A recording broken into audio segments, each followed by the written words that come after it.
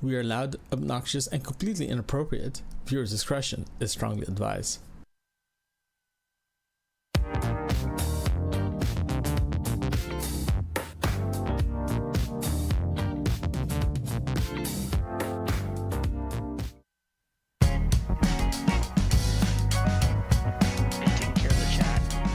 Hello, everyone, and welcome to the Coffee Mug Show. This is episode 13, recorded live on February 25th, 2019.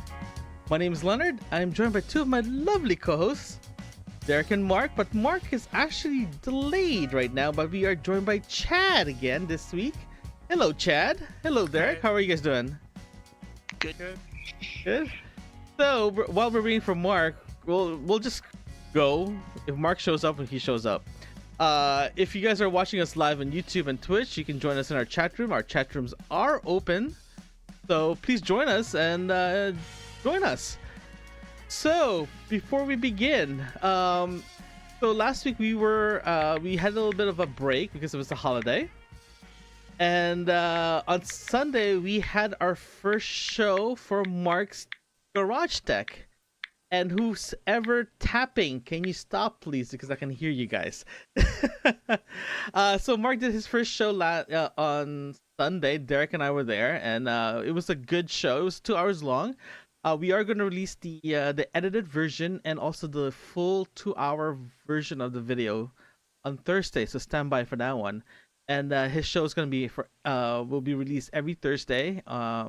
Time-wise, probably somewhere around in the afternoon, but we are planning to restream it in Twitch Thursday evening around 9 o'clock. So that was our weekend. How was your long weekend, guys? I was with you, dude. How about you, Chad? How was your weekend? It was short and I was cleaning. Cleaning? So everything been sorted out? Mostly. Mostly? Yeah. Okay.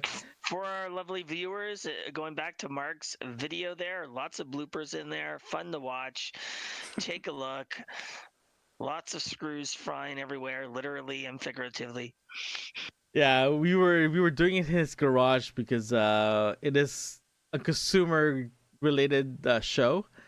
So we were in his garage in the middle of a windstorm, and the temperature just dropped in the middle of the show.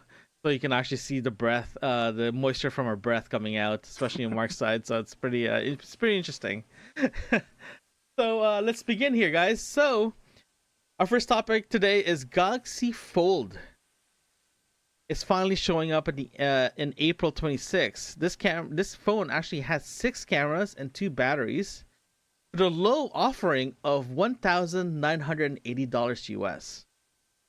So when you buy this phone, you will get 4 different colors: Cosmo Black, Space Silver, Martian Green, and Astro Blue. So this is actually pretty. I don't know. I like it. It's pretty cool. This thing actually has 2 screens. So the first screen actually has a 4.6-inch OLED display, and it has a 21:9 aspect ratio with a pixel count of 1960 by 840 with a pixel density of 410 dpi. When you unfold it, you'll get a 7.3-inch OLED display. Has an aspect ratio of 4.2 by 3 with a pixel count of 2152 by 1536 with a screen density of 420 dpi. It also has 12 gigs of RAM, 2 batteries, and also has 112 gigs of storage, but they did get rid of the SD card slot, so there's no expansion. And they also got rid of the 3.5mm headphone jack. I did not realize that. Okay. Yeah, okay, they did get rid of it. The fingerprints is in the side of the phone compared to the S10e. The S10e actually has a fingerprint reader on the screen itself. For the best part here, for all the selfie guys, for the selfie people out there, there's actually 6 cameras, 3 rear-facing cameras with 12 megapixel wide-angle lens, a 12 megapixel telephoto camera, and a 60 megapixel wide-angle camera. When you unfold it, you'll get 2 cameras inside and it has 10 megapixels selfie camera and an 8 megapixel depth of field camera. And if there's another camera in front with the small portion when you fold it, it has 10 megapixel selfie camera. So, gentlemen, what do you guys think about this new offering from Samsung? I think overall it's a missed opportunity. I think so, and I have a bunch of reasons for that. Okay. Firstly, the headphone jack, I personally love it. Okay, I'm one of these. I want to have my headphone jack, and so I'm really against them removing that. In fact, I meant to ask, does the S10 have the jack still? The S10 does have it, but yes, the S10 still has it. Okay, so the problem with the Fold is there's a couple things. For myself, I have a 9 Plus. Okay, so what is 9 plus 5? 5 in the bit? Is that correct? Yeah, because the one that's it's a lot longer. Right, I can't remember exactly, but it's a 5 and a bit, okay? So this one is 4.6 inches, right, across, which is essentially the size of an iPhone. What is going on with my phone? It is just blowing up like crazy. It's Mark. Mark is trying to log in, but yeah. I'm going to mute it there. Okay, so my problem is that it's 4.6, which is fine for most people. I personally want a larger screen. And so where I think they kind of let us down are twofold. One, I think the batteries combined is what, 4,100 milliamps? Something like that, yeah. Okay, so what a 9 Plus has 3,500 milliamps in it right now? Yeah, I think so, yeah. I'm trying to find the specs itself. So you couldn't double the battery power because of that. And what takes up so much real estate are all these cameras. And don't get me wrong, I like taking pictures and all that, but 6 cameras? I understand the argument would probably be that, you want to, any angle that you're at, any way that you're holding the phone, you want to be able to take a picture, or you want to be able to take a selfie, whether it's open or whether it's closed. I get that. But you take up so much real estate with 6 cameras that a lot of other things suffer. I think one of the things that suffered there was the battery. Right? Yes. Because you have 2 sides of it, right? So, I mean, I think if you think reasonably about when you have the phone and you open it up, or those 3 cameras in the back are fine. You have 3 cameras, no problem. Perhaps when you have one in the front and then one in the back, that makes 4 perhaps you would need. But there's a lot of cameras there, right? That's taking up way too much real estate. Second problem is that when you open it up, you get, what was it, 7.2, 7.1? If you open it up, you get if you unfold it, there's 2 cameras inside. There's 10 megapixel for selfie and another 8 megapixel for depth of field camera. Yeah, but the length of the size of the screen is like 7.1, I believe, or 7.2. The inside one is a 7.3 inch. 7.3. Okay, there we go.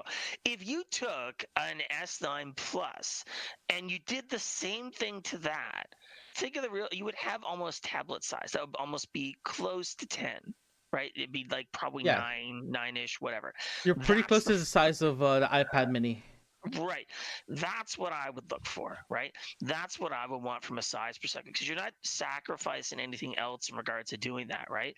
And the other question here, the huge question, which everybody is going to have, is what's going to happen with that hinge, right? Yes. That hinge, and admittedly, the argument becomes maybe it snaps together, maybe you have to press a button, maybe you have to, but with any physical mechanism, after you've worked out for a while, it's just going to flop around. So say you open it up and you want to have a tablet view and, you've worn it around for a half a year, 6 months, 8 months, and you've opened it up and closed it several bazillion times. Now you're trying to open it again, and maybe you hit a bump on the road or something. The whole thing just flops back over. Third question is what about the screens? Are they still Gorilla Glass? No, because the OLED itself, it's not Gorilla Glass anymore because they have to fold itself. Gorilla Glass don't fold. Okay, so it's that new plastic stuff. Okay, yeah, right. I just meant the Gorilla Glass on the front, on the other side, not the folded side, right? Probably still Gorilla Glass, I believe. They're not very. Again, I think everything will be released like full spec on the 20. Right. So what you have is a 7.3 inch display, which is pulling off a 4,100 milliamp battery, and say you watch a movie or something. How long does a tablet? how big is a tablet battery? You know, it's a lot bigger than. Yeah, like for example, my iPad Air 2 should last me about. If I don't watch movies, it should last me the whole day. But if I watch movies, it should last me about 2-3 hours, 4 hours. Right. I don't know. I'm wondering if this will last that long on a 49 milliamp battery. So, you know, it's not really. I personally would like to watch movies on a tablet view if I'm using that, right? You could have probably made, you know, arguably put two 35 milliamp batteries on each side if you get rid of these damn cameras and have something, you know, a lot better, right? How about you, Chad? Point from a battery perspective. Anyway, sorry, Chad. I got Chad, what do you think about this new phone? Would you consider buying one of these For $3,000? No. for $2,000 US? So it's about $3,000 here in Canada. So I mean, there's. It's cool that it comes in green. Chad likes the green. Okay. Yeah. Mark, But I would be welcome. worried about overheats, like the flopping back and forth. That would. How practical is that? I have this feeling. Do you remember when we were growing up? When we had those flip phones? Oh yeah, I had one. Yeah, I get this feeling it's gonna be one of those clunky sort of like when you flip it, you hear the sort of like a snapping sound that actually locks it. Okay. I'm just hoping it's not gonna be one of those loud noise thing when you lock it, when you open it. Hopefully, it's gonna be a nice gradual unfold and fold. But I agree with Derek. It could be, I don't know, first gen tech sometimes is very sketchy. Yeah. Very very sketchy. Mark, how about you? Welcome. Well, hey guys. You know me. Would you get one of these? Of course I would. Any issue? Remember, there's no headphone jacks in this one, guys. Eh? So, but they do, according to Platinum, they probably have the new the new buds that they have, because I know they released new wireless earbuds. So it's very Apple-esque of them. Hopefully it's not separated price. You know what? I'd get it. If I had the money, I'd get it. Does anyone actually use wireless earbuds right now? I do. Any of you guys? I do. Okay. All right. I don't use earbuds or headphones. I rarely use headsets, earbuds, or anything like that with my phone. So for yourself, you know, you think about you get a brand new set, you get what, 2,000 cycles out of a battery on that, perhaps? Yeah. You know, so you're talking about what, 3 years or something that you might get out of, and it'll go down as you're using them, right? Oh, for sure. So then, you know, now, admittedly, I'm gonna be honest here. For a wired one, you get a wired Apple headset, lasts me a year if I'm good with it, you know. Maybe, because I use them quite extensively and quite hard on them, right? But earbuds, and I'm not even saying about losing them, but connecting them, it's draining the battery on the phone, it's draining the battery in the earbuds. Like, I'm just not a huge fan of the wireless earbud piece, right? I'm the same boat as you. When they get rid of, because I know Nexus and Apple has this USB dongle thing to use your wired earbuds. I'm not sure how much the Nexus one costs, but the one for Apple one is $50. So it's cheaper for me to actually get wireless headphones than using a wired one. With that note, though, they do provide a wired version of the Lightning port to their head in their earbuds. It does sound good, or it is what it is. It does sound good, but I learned my lesson that when I was flying to LA a few months ago, I was trying to use the movies, tried to watch the movies. I forgot to bring my other headphones, so I couldn't plug it in. So it's kind of sucky. So hopefully the wireless will be a lot better. Which storage? Expect more storage. Oh, we didn't talk about the storage. Oh, right. Oh yeah. So with the Fold, then here's the other piece: is that everything you have, and you can have up to a terabyte on there, which is wonderful. It's great. Yeah. But if you lose the phone, or it's destroyed, or becomes so water damaged you can't recover the data or whatever, you lose everything. With an SD card, you can pull that out. Well, no, Yeah. not necessarily. Don't forget, my phone, even though I have an SD card, a lot of it is backed up. Actually all synced up to either my Samsung account or my Google account automatically. And that's the one thing I like about Samsung phones. They actually, when you set up your account, they actually have it all synced up already. And then you have to go in and turn off that sync if you don't want if you don't want it to sync. Right? So even though you lose your phone, or now for my phone, if I have anything I saved onto my SD card, I don't get that back because it's not physically on the phone. It's actually on an SD card. Anything on a phone that is saved, it gets backed up. Well, yeah. I mean, I guess I think my scenario is more related to, damage to the physical phone, or more specifically like water damage or something that is unrecoverable for the physical phone. Not so much losing it. I take your point on the storage, but not everybody uses the online storage or syncing, and Well, that's what I'm saying. Like, nobody knows that it's actually being done for them. Because it's like literally you set up your account, you turn on thing, and you switch over to your when you look into your settings for your accounts, it's actually everything got synced up. I'm like, oh wait, no, let me turn that off, turn that off, turn that off, turn that off. So it was already set up, and a lot of people don't know that until they start getting messages where, well, you're running out of room on your Google Photos. Well, I mean, but I think I'm more relating to the scenario of even yourself by dropping your phone for 40 feet off of a scaffolding, right? Like crazy stuff, which is great, awesome story, by the way. It wasn't a scaffold; it was a skyjack. I was actually on a motorized vehicle. So the funny thing about that is, I think scenario-wise is that people dropping the phone, people dropping it in water. Although that's not as much of a concern these days. You drop your phone in water, as long as it's not going to the bottom of the ocean. You can usually have some protection on there, right?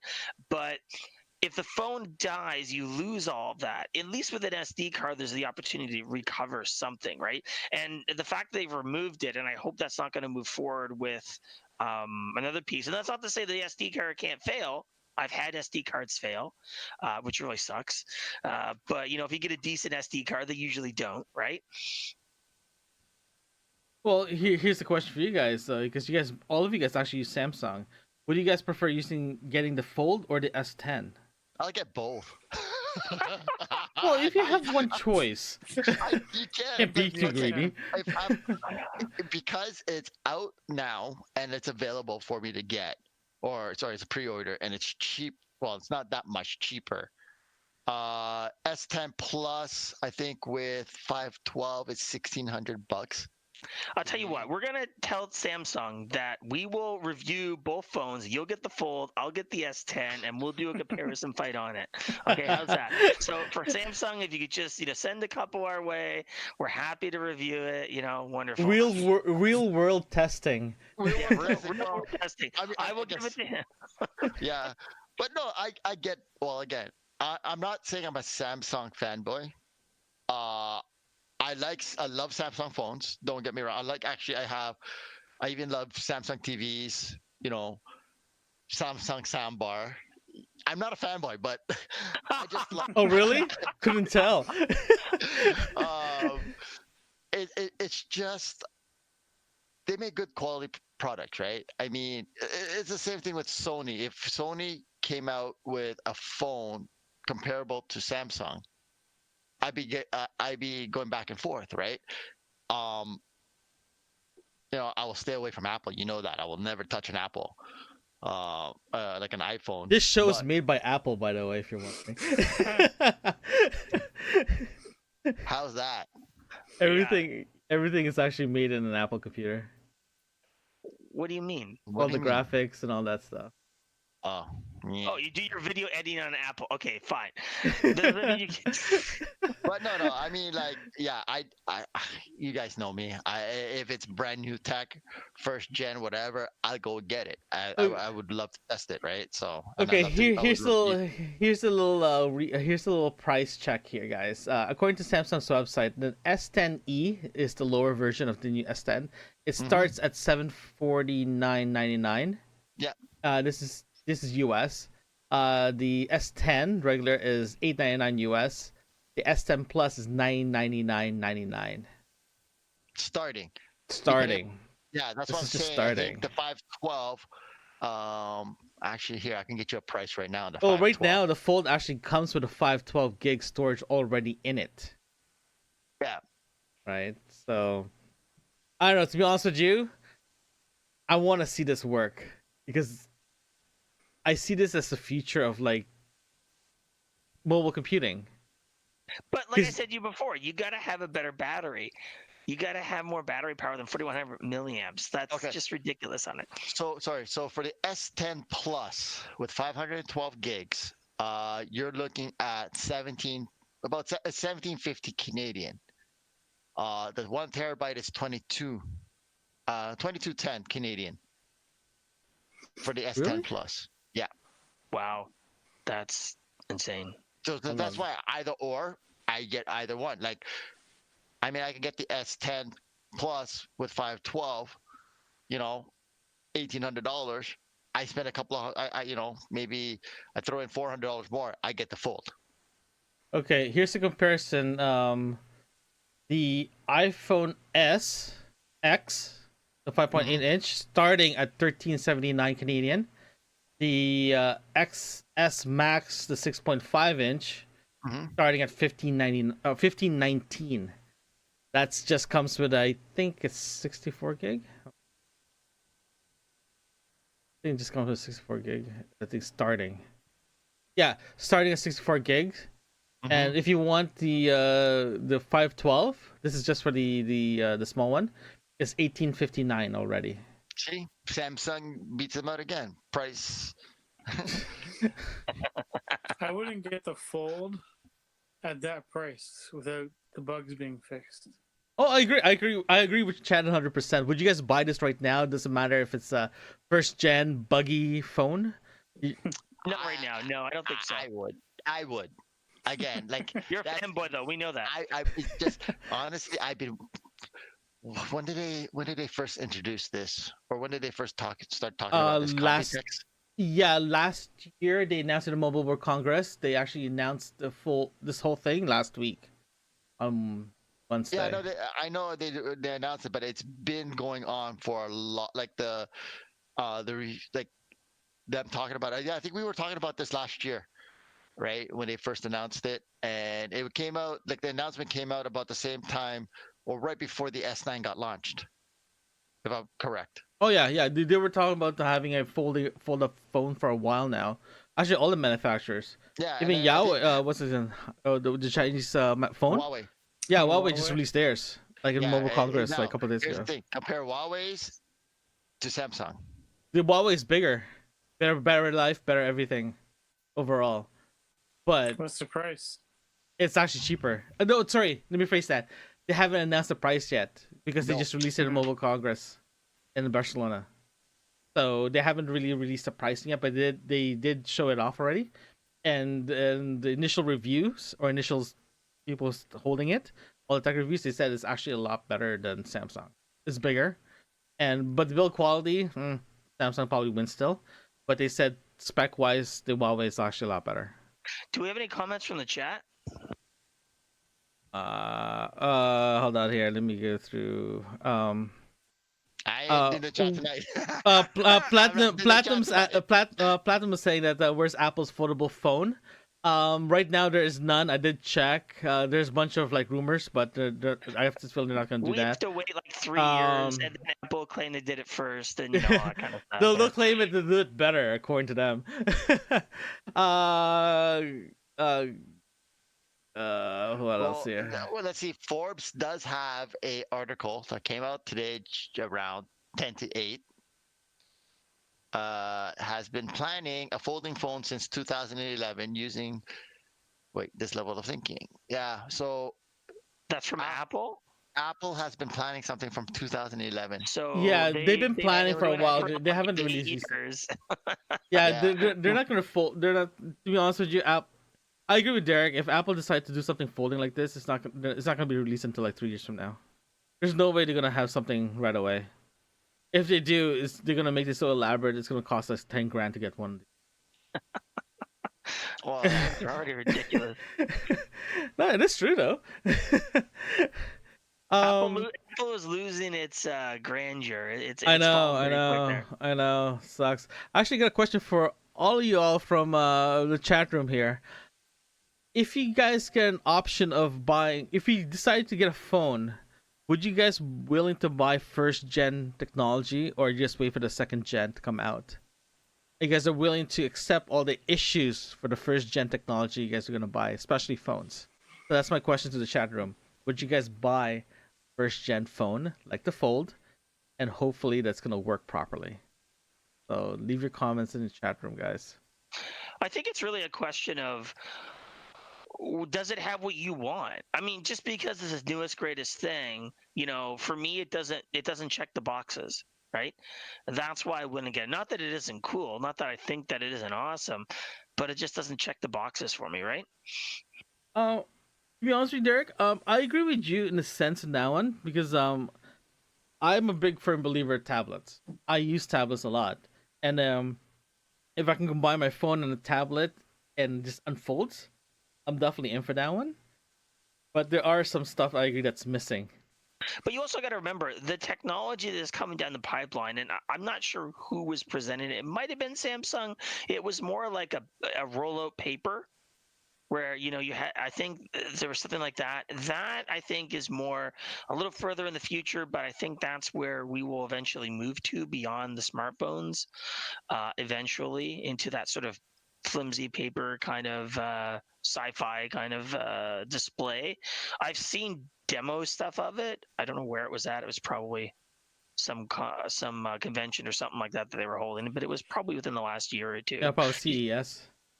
Something like that, yeah. So when we talk, I think this technology is a stepping stone to that type of technology, right? Where you, as you say, you want to look at a newspaper and you just take a small ribbon of screen that you can unfold that's more paper-like in the sense of consistency in regards to thickness, and then you'd use that versus having a larger piece, and that would allow us to have larger screens with less volume, right? Right now, according to the chat room, everyone's gonna be waiting for the second gen. Oh, except our good friend Platinum there. If they iron up all the bugs, if they iron out the bugs, they'll probably wait for the first gen. They'll do the first gen.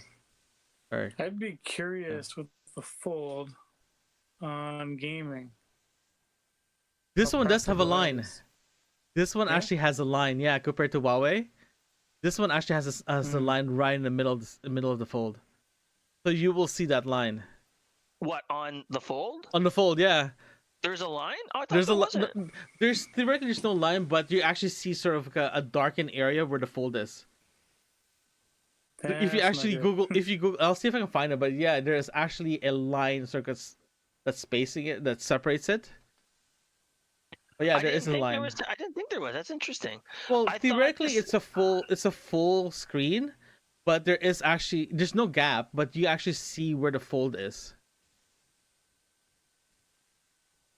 That could be an issue. Over hold on. time, if there's I'm actually taking a look at this right now. There is no line. No, there's no line, but there's actually a very slight darkness in the middle. I noticed that during the demo. I'm And all actually taking the- a look at the demo right now, and I don't see anything. I don't think I so- saw any lines either. That's Oh There's yeah, nothing here. there. I'm gonna put this on on our screen here. You can actually see the Fold right here. No, I was just Because- looking at it. Yeah, you can. It's from PC World. There's actually a slight darkness on where the Fold is.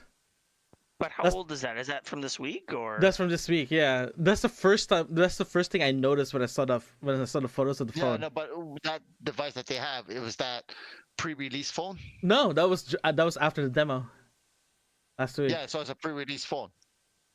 No, this is what they're selling. This is not pre-release anymore. They're not All the selling stuff- nothing right now. It's only pre-orders. That's why. Yeah, pre-order, but all the phones that they demoed are not demo machines. There's actually a slight darkness on that screen. Because I'm actually. If like they I said, fix that, I'm happy. If they fix that, that'll be great. I'm looking at the one on CNN, and Look at PC World. Look at PC World. This is like. Are you bringing it up? Yeah, it's on screen right now. Oh, I can't see nothing. Well, not your screen, but it's in the screen. Oh my god. Okay, hold on. Yeah, just click on PC World Samsung Fold. You'll actually one of the photos is actually just a line in it. So, but yeah, that's the first thing I noticed when I saw the demo. That's why if I decide to switch, I have to wait until the second gen. You're gonna switch from No, not really. Firstly, we would be thrilled if you moved from anything other than Apple. We would all be thrilled here, okay? So if you want to do that, we're fully supportive. Yeah, if you're willing to buy it from me, yeah, I'll definitely switch. But yeah, so that's the Huawei doesn't, as far as I know, I didn't see any like crease. I don't know the best way to describe it. It's a crease on their phone, but yeah, the one on Samsung has one. Mark, you could be right. It could be just a demo version. It's not. It's because still I'm on PC World. I'm on actually PC. I'm not watching the video, but I'm actually on PC World web page. I hope it's the same PC World. Folding phones aren't ready, and they actually have a picture of the phone unfolded, and there's no line down I the can map. see it. I can see it right here. Either that's going to be a serious issue, or it's just a visual thing off of whatever picture they took. Because all of the demos I've seen, there has not been any fold. Can you see my screen? Yeah, Guys? yeah. That's the picture of the Samsung Fold. Yeah. No, that's not the one. That's not the one I was showing. No, it's not the one you were showing, but it's a picture of one, Leonard. Yeah, it's a picture. I agree, it's a picture. But guys, you need to understand that if you fold a type of an OLED, you're still gonna see something. I was watching one of the demos and I didn't see it. So I don't know which one you're seeing. Like seriously, I could not. Yeah, you need to turn that off. Okay. Yeah, it's here. So. Yeah, John Phillips from PC World, chief editor. John, I'm looking at Michael Steinman's. Any other thoughts from the chat? Yes, thank you. Platinum sees his crease. Platinum says not good.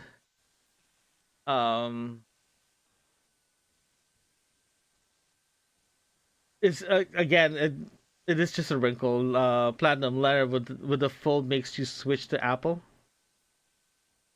Switch makes me switch from Apple. If they get rid of the crease, probably.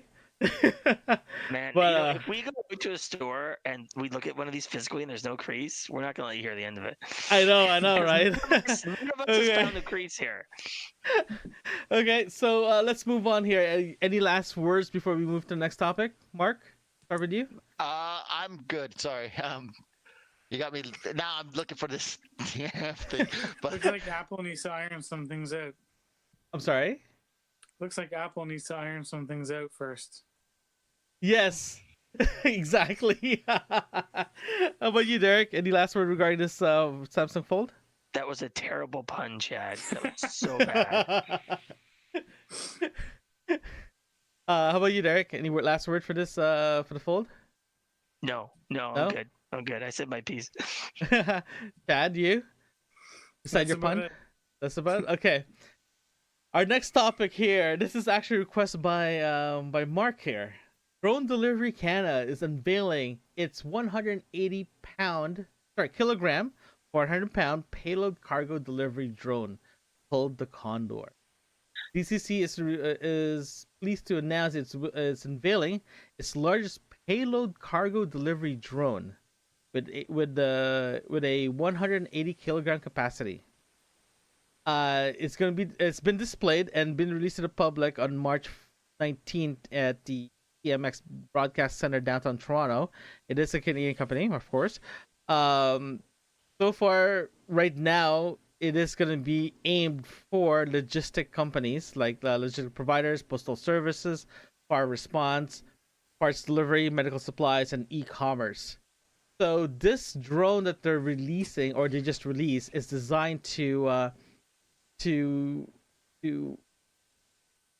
say, like, if you're a delivery company, especially if you're delivering something like in a remote area, this is a best way for you to deliver your product. I think this is the next. This is could be an Amazon thing soon. So I don't know. What do you guys think about this? Are you guys ready to experience drones flying overhead, delivering products? Mark had to say about this first. Actually, you know what? I've been waiting ever since Amazon's been talking about this whole drone delivery. I've been waiting for somebody to come up something with like a solid plan. Now, when I was listening to the interview for of Drone Delivery Canada, they were talking about that they're going to be starting to test this out. Can't remember when, but they're going to start testing this out in the northern regions of Canada. Yeah, that's correct. Right, and it's more or less the trying to keep those communities connected to the main, to the main cities, because trying to deliver things like, I mean, have you seen those shows like the ice trucker guys going across? You know, it could save a lot of time, and it could actually save more lives and more, and vehicles from getting into accidents and everything like that. So it's great.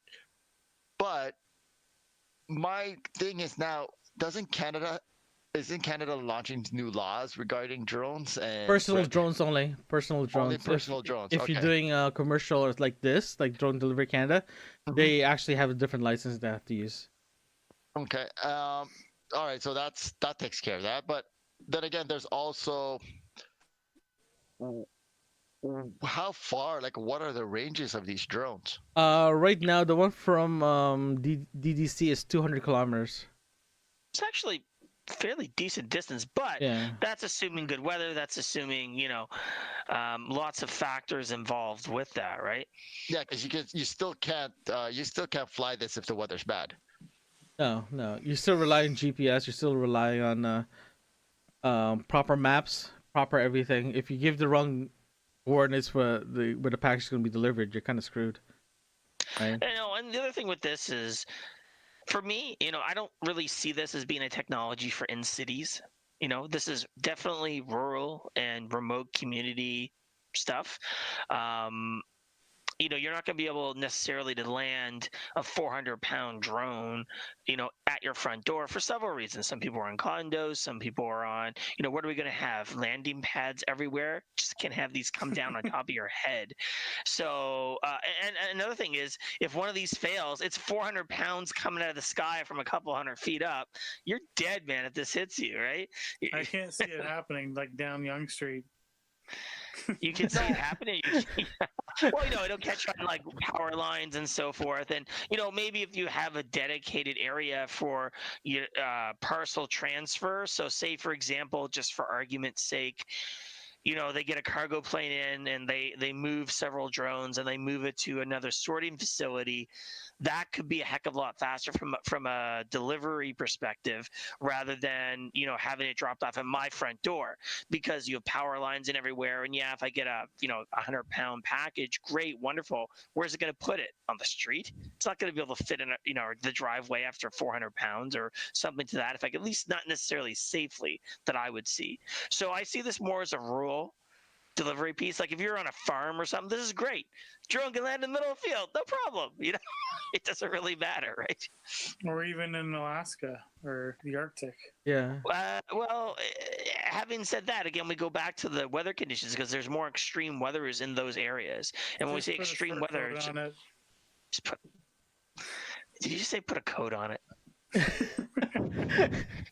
Well, from the chat room here, Gonzor the Third actually said that Gonzor did saw last week on TV that one of those drone delivery did caught on fire. But they also comment that this is actually a very good technology, potentially good technology for people who's actually homebound. People with disability or couldn't even leave the house itself. Well, let's make that argument here. Let's make that argument. Let's say the drone comes down and it depends what kind of their physical disability is, but the drone, unless it's going to land on the house or something to that effect, the question becomes, if you're in a city or in some more suburban area, how is that going to work? If the person's disabled, then they're not going to be able to get out to the drive or something. So there's some other questions that need to be answered from this, from a logistics perspective, before we can actually say, hey, this is a great idea. Plus, with so many drones in the sky, and I know they're going to restrict it to a particular altitude, right? They're going to do that. You still have concerns around other aviation, right? And that makes it more hazardous. Well, theoretically, right now, some of the drones that you can get in Best Buy they can go high enough and actually interferes with airport, like what happened in Gatwick in London and Dublin Airport. Heathrow as well. Heathrow as well. Toronto as well, actually. Yeah, but those would even possibly, be some kind of malicious act, right? And I think, and correct me if I'm wrong, guys, but I think that's where we are with that. It's sort of, they consider it a malicious act in order to do that. I think they can go up to a couple 100 feet, just the ones you buy at Best Buy. That have to be a higher end one, right? Is that correct? All the DJI stuff, I think, goes out to 100, I believe. But after that, it just caps it. They do have GPS as well too, so but you can actually build your own drone as well too. That becomes a non-restrictive. It's your own drone, right? So that's why Transport Canada did put a limit on those drones. Now, with these drones, what's the possibility of being hacked so someone else can take over a Purelator drone? Good question. Sorry, what was that? I did not. Chad? Can these be hacked? Can these be hacked, Mark? Can they be hacked and someone can just take over a Purelator drone and do what they want? To be honest, anything that can be remotely controlled can be hacked. That's to find out how. To have the equipment and to be able to find out how. Then yeah, it's. Again, it's all being controlled. It's all being controlled by frequencies, right? So that's a big issue. Yeah, it is. It is a very big issue regarding emerging technology, especially in drone, with a very limited regulation. Anything can happen. But if you look at the underlying technology and underlying prospect of having technology like this, like drone like this for delivery, it is a very good idea. There is a lot of kinks to work out on, but to be honest with you guys, this is the future, right? Well, they said flying cars was a future too, right? So yeah, people can't drive on the road, so they'd be falling out of the sky. Because again, and the question is, who's going to be controlling these drones? Oh, Are these guys going to have? Are they going to be properly licensed pilots? Oh yeah, they have to. If Transport Canada has this way in it, you have to have your license for. Yeah, but having said that, could they not, as we were saying earlier, automate this? So you put in the GPS, it raises to 100 meters or whatever, goes to whatever destination is, and does a landing sequence. Maybe you have a pad or something it locks onto, or something like that. But will these be autonomous? Well, if you're gonna you have several drones flying around the northern part of the country, it's definitely be automated. Right, like you just put your GPS location where it's gonna be delivered, and it's gonna land, and after that, it's gonna take off and go back to the warehouse or the depot or the airport. Though, but here's the thing: how are they gonna unload the package? Whoever's receiving the package. Well, see, that was my question, though. You would know where to land. And then how would they know how to unstrap the package if it's some form of security? Well, I get this feeling this drone delivery, if this kind of drone delivery, especially this big packages, I have this feeling it's just gonna be like one of those. For example, if you need to deliver something to Alert Bay, up north, someone's gonna be receiving it there. If you need to go to Whitehorse or you need to go to Yellowknife, right?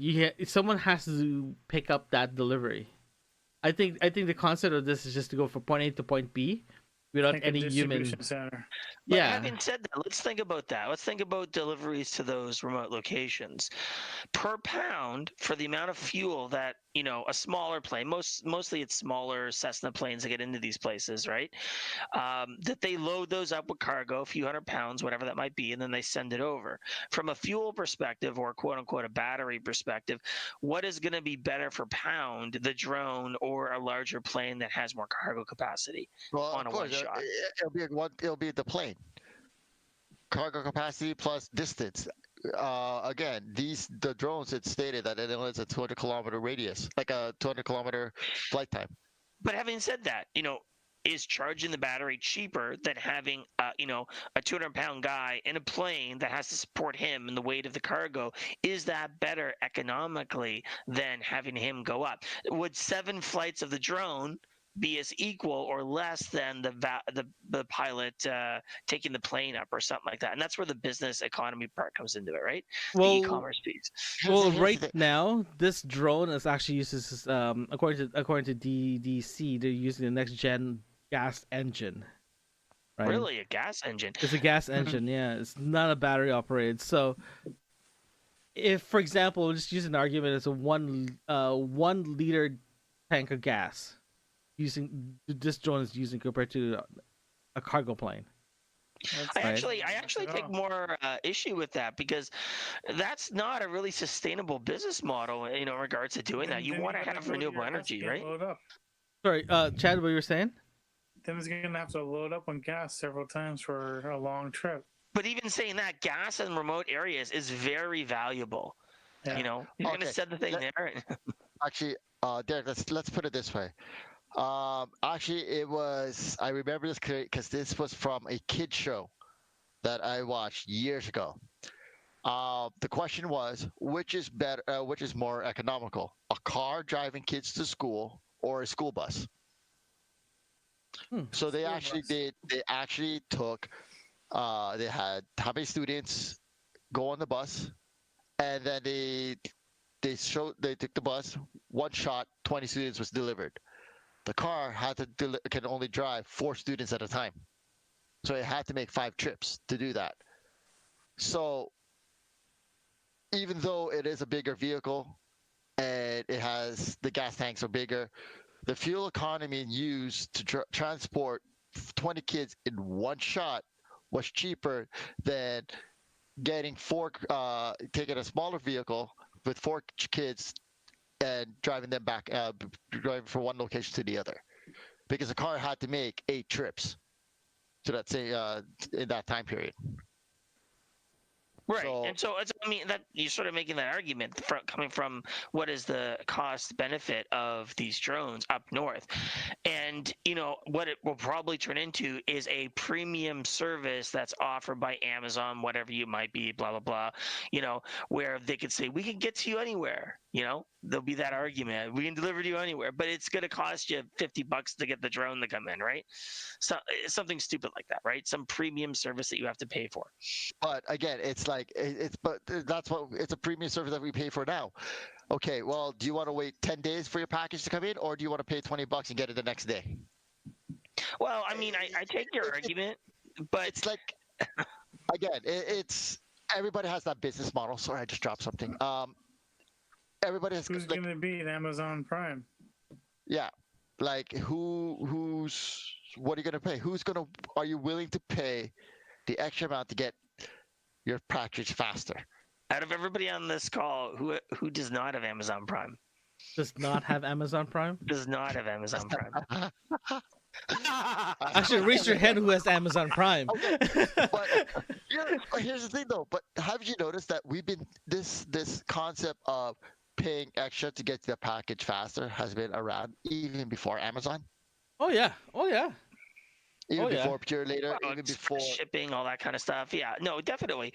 But I think what I'm thinking about is the business economy of what they're trying to do here, and how that economy or the e-commerce business is going to impact either deliveries or I'll even say humanitarian efforts too, right? Mm-hmm. In doing that sort of stuff. Actually, you know what? Let's use that. Let's use that then. If you're doing it as a humanitarian or even emergency, this model makes sense. Yes, it'll get into areas easier than bigger planes or bigger vehicles. So yeah, like if I'm in a remote jungle, we're in a plane crash, and they can't get a vehicle to you right away to bring you supplies. Great, fly this in. It's there. You can get your water, you can get first aid, whatever. Right? You're on the side of your side of a mountain in the Rockies, and you're stuck there. They can get you stuff up there before they can get an actual crew up, right? So yeah, for emergencies and humanitarian reasons, it's a great thing. It's a great idea to have. Okay. So that one I'm totally down for. Totally down for that one then. Yeah, like think about it. Like, people are skiing out in Whistler. There's an avalanche. They can't get vehicles. They can't get a emergency vehicle up there. That's great in Canada. So it's got its place and it doesn't. So it works. Like again, it's not for the city. It's like with any technology, and this is what it's like. There's always a place for technology. There's always going to be its good and its bad, and it's just how people use it and how people will take it and implement it. Right. So let's check the chat there. So Platinum, going back to the bus example there, if the bus has to drive around the city and pick up all the kids versus a car leaving in each individual houses, which one is more economical? Sorry, what? Okay, her Platinum's comment is if a bus picks up all the kids in different part of the city, like a normal bus does, versus in each car leaves their house individually to go to the school. Well, if it's one trip for the car, right? And then they go to the school. Of course, the car is cheaper one way, like one trip. But the premise of this was, how much can you load into one vehicle and have flying it out? Is it more economical having a plane or a vehicle loaded up to capacity and making that one trip compared to a smaller vehicle doing multiple trips, which is more economical? Well, if you actually, Platinum's comments actually kind of valid in this one though, as the model, how you describe it. If it's cheaper for us to ship all the package in one plane into one area, for example, airport to airport, makes sense. Plane will win no matter what. But that was Derek's point. So sorry, that's Derek's point. Okay, that was what I was commenting on Derek. Okay, so now if you look at the model of like even the Platinum second comment, is it cheaper for a car to leave from individual house and goes into a certain school instead of the plane goes to either or? So, is it cheaper just to go straight to point A to point B? Doesn't matter if it's going to be, for example, if you're looking at Calgary going into like Edmonton, to Red Deer, all that stuff. But how many cars are we talking about? One car? Well, let's just use. Yeah, no. One car picking up all the students? No, one car to one student straight to school. Okay.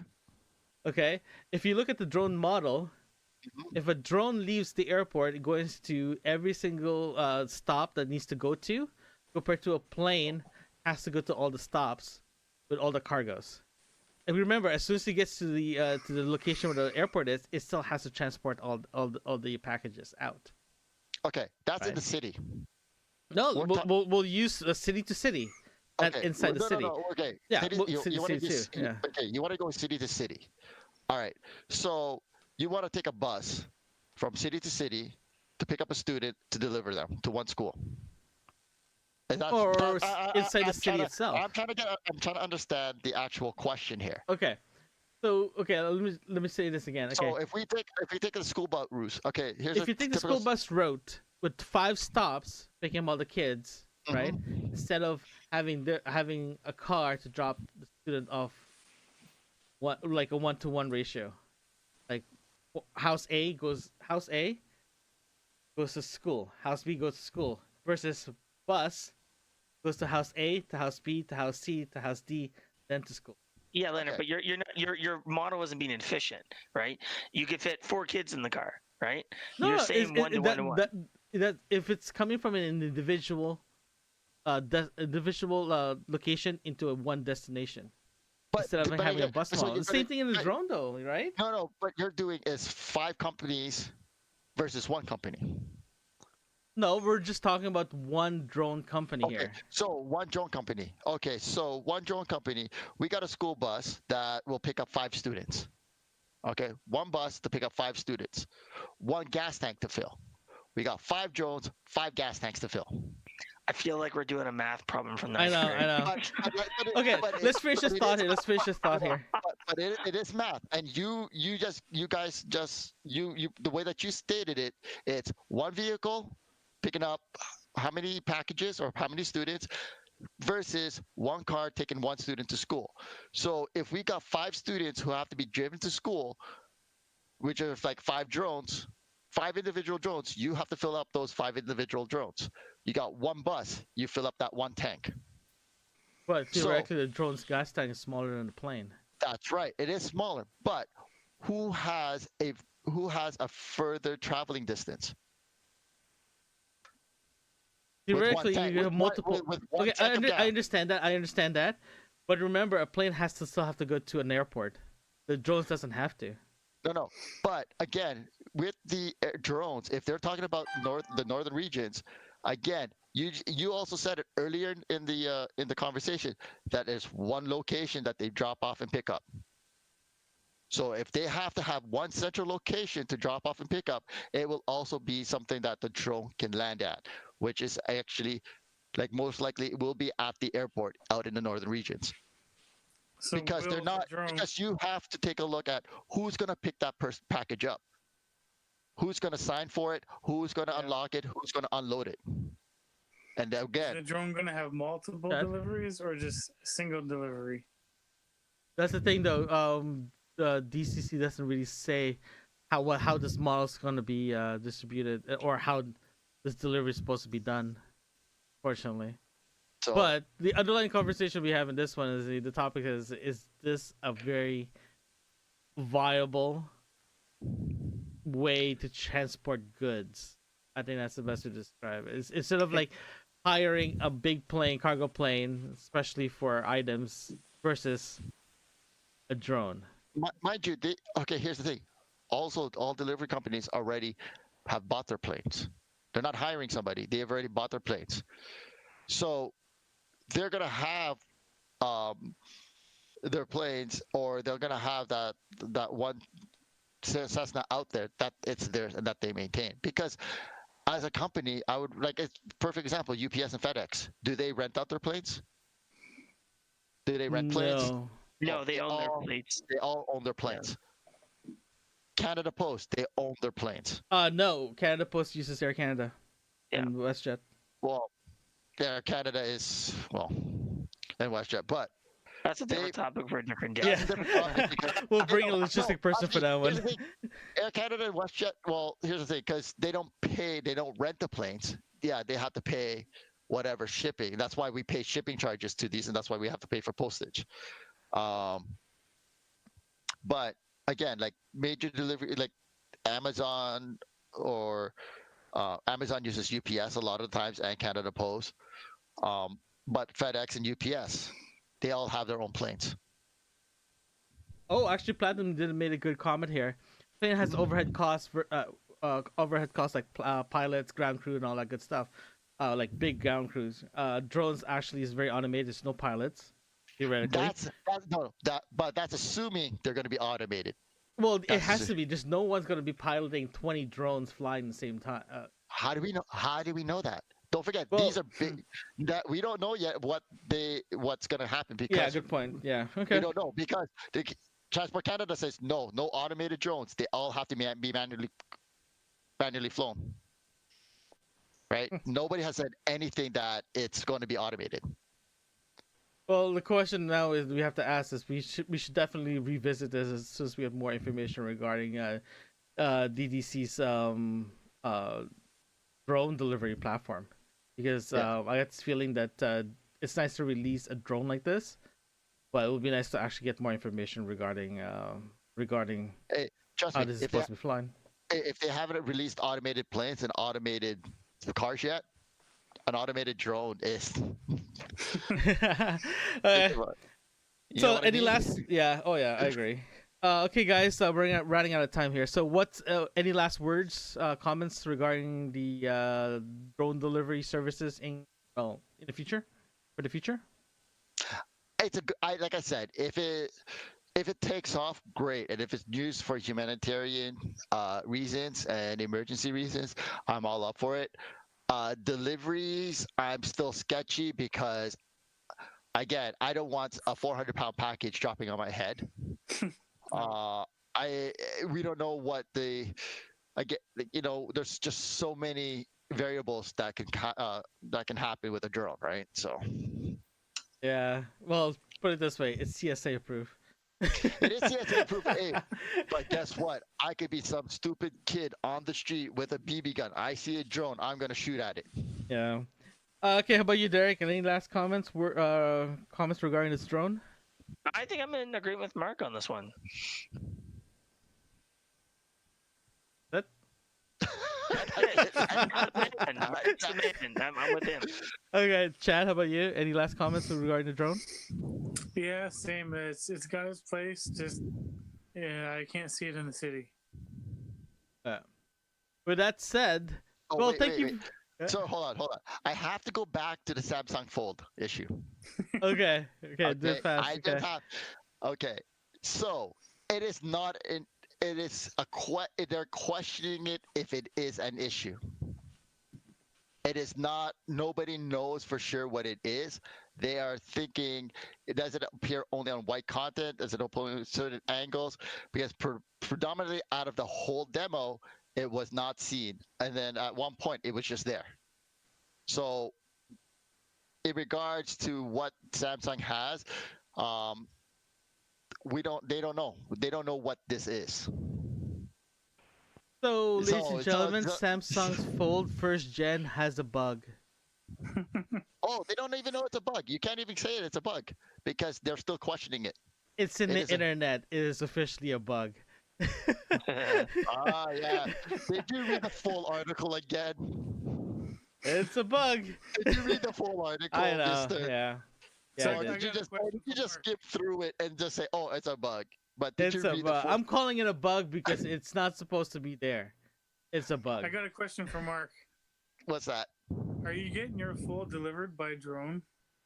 if I got a phone delivered here, you guys will never see me again. Okay. Okay, guys. All right. So that was a good show. I just want to say thank you very much for joining us today. I just want to say thank you to Chad for joining us. Again, you're welcome to join us again for next week, Chad. If you want to join us, let me know. If you Sure. guys are, we do record this podcast live at YouTube and Twitch every Monday at 9 p.m. Eastern. If you click the subscribe button, you'll get notification when we go live and when we upload new content. And I just want to let you know that Mark's new show will be released every Thursdays. So just keep that in mind. So click on that subscribe button. You can also download this episode and any other episodes at your favorite podcasting application. Just search for Radio9 Podcasting Network. I just want to say thank you for joining us, and we will see you next week here at the Coffee Mug Show. At the Coffee Mug Show. I said, man, I thought I got it. Holy cow. The Coffee Mug Show here at the Radio 9 Podcasting Network. Good night, guys. All right. Bye.